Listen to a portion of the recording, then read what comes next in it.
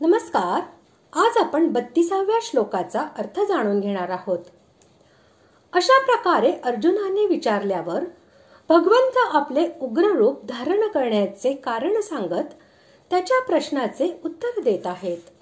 श्लोक 32. श्री भगवान उवाच कालोऽस्मि लोकाक्षयकृत् प्रवृद्ध लोकान् समाहर्तुमिह प्रवृत्तः वृतेऽपि त्वान्न भविष्यन्ति सर्वे एव स्थितः प्रत्यनीकेषु योधाः. श्लोकाचा अर्थ. श्री भगवान म्हणाले, मी लोकांचा नाश करणारा वाढलेला महाकाल आहे. यावेळी या लोकांच्या नाशासाठी मी प्रवृत्त झालो आहे. म्हणून शत्रुपक्षीय सैन्यात जे योद्धे आहेत ते सर्व तुझ्या शिवायही राहणार नाहीत. म्हणजेच तू युद्ध केले नाहीस तरी या सर्वांचा नाश होणार.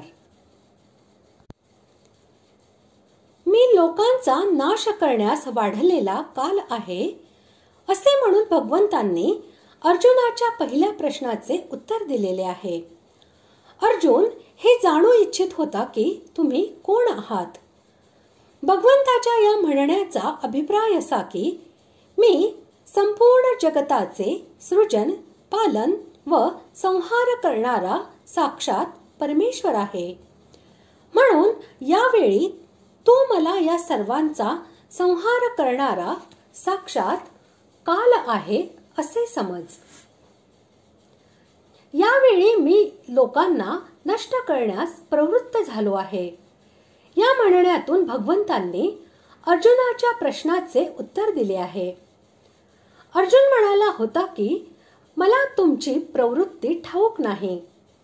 भगवंताच्या म्हणण्याचे तात्पर्य असे की यावेळी माझे सारे प्रयत्न या सर्व लोकांचा नाश करण्यासाठीच चाललेले आहेत. ही गोष्ट समजावून देण्यासाठी मी या विराट रूपामध्ये सर्वांच्या नाशाचे भयंकर दृश्य तुला दाखविले आहे.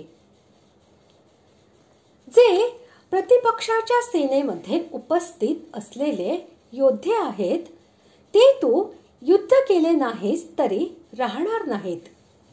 असे म्हणून भगवंतांनी हे दाखविले आहे की गुरु, काका, मामा व भाऊ इत्यादी आत्मीय स्वजनांना युद्धासाठी तयार असलेले पाहून तुझ्या मनात जो भित्रेपणाचा भाव आलेला आहे आणि त्यामुळे तो युद्धापासून बाजूला होऊ इच्छितोस हे उचित नव्हे. कारण जरी तू युद्ध करून यांना मारले नाहीस तरीही हे वाचणार नाहीत. यांचे मरण तर निश्चित आहे. जर मी स्वतः यांचा नाश करण्यास तयार झालो आहे तर यांचे रक्षण होऊ शकेल असा कोणताही उपाय नाही. म्हणून तू युद्धापासून हटू नकोस. माझ्या आज्ञेप्रमाणे युद्धासाठी प्रवृत्त होणे हेच तुला हितकारक आहे. आपल्या पक्षातील योद्धे अर्जुनाकडून मारले जाणे शक्यच नव्हते. म्हणून तू मारले नाहीस तरीही ते मरणारच असे म्हणणे त्या बाबतीत होऊ शकत नाही. म्हणून भगवंतांनी येथे फक्त कौरव पक्षातील वीरांच्या बद्दलच सांगितले आहे.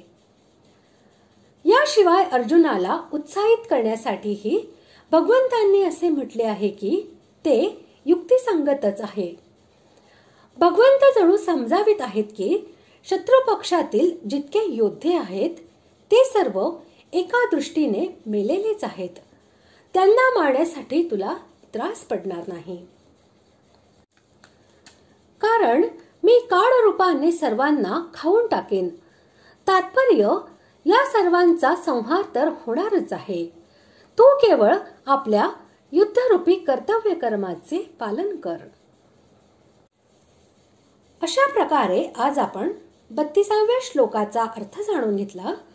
पुढील भागात आपण 33व्या श्लोकाचा अर्थ जाणून घेणार आहोत. धन्यवाद.